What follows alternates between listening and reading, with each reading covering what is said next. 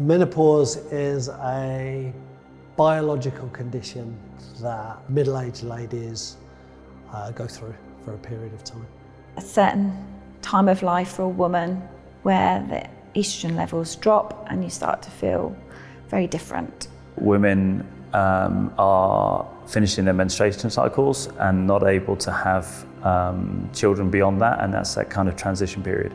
The menopause is a time in the life of a woman where they go through a change where their estrogen, I think, lowers, and so they stop having periods.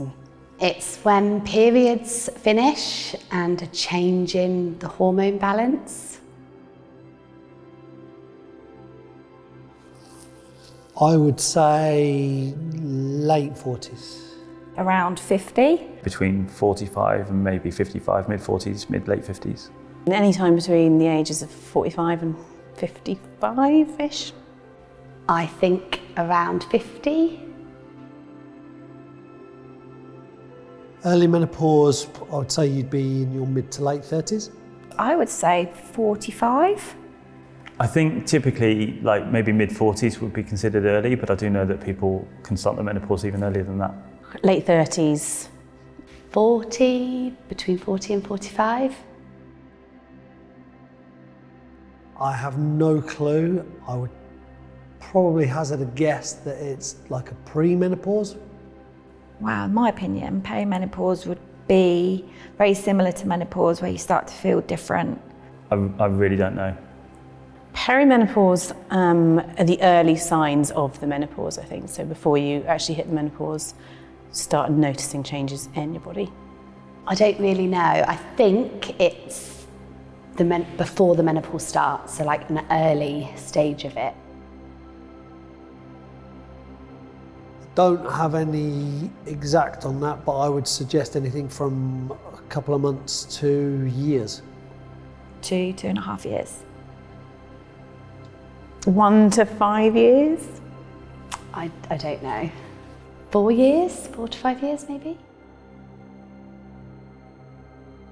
I would say hot flushes. Hot flushes. Hot flushes. Hot flushes. Hot flushes. Brain fog. Sort of inability to think. Periods stopping. Body aches and pains. Tiredness and fatigue.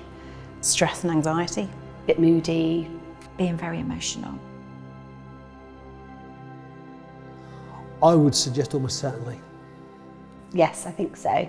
Yes. Yeah, absolutely. It affects everything in day-to-day life, and anything that does that affects mental health. The hot flushes might stop you sleeping at night, which then obviously will have an impact on psychological well-being, but also the kind of anxiety and stress. I wouldn't have a clue on the number, but 100,000? My God. I know, I mean, I wouldn't have a clue.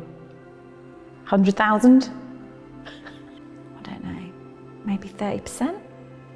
It has to be millions on a daily basis, has to be.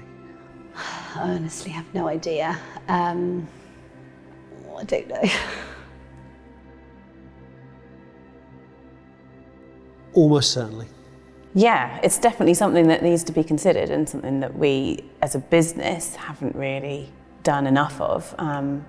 But with numbers obviously being high and as a business, as we're growing, I think we definitely need to be more considerate of that.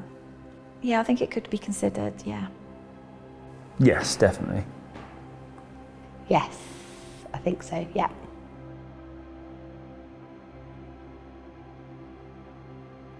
I don't know that for a fact, but I would hazard a guess that it's not required by law. I don't think they are by law, but I think they should be. I think as a business, we probably cover some elements of it in our health and well-being policies as it is, but nothing specific. So are they I'm going to say no and hope that's right. I don't actually know if they're required by law, and I suspect if they are required by law that they probably don't go as far enough as catering for the real needs of people going through the menopause. I don't know. So, I mean, focusing on the hot flushes, I think you could provide fans, as a business, we also, we're quite flexible with breaks and working from home, so there's a number of things that we could do. Education of colleagues, either younger women or men at work. Personally, I would request to sit by a window just for the cool air, or have a fan or something, so that could be something to be considered and looked at. Maybe to give them extra breaks. Yeah, flexibility on attendance and managing workload.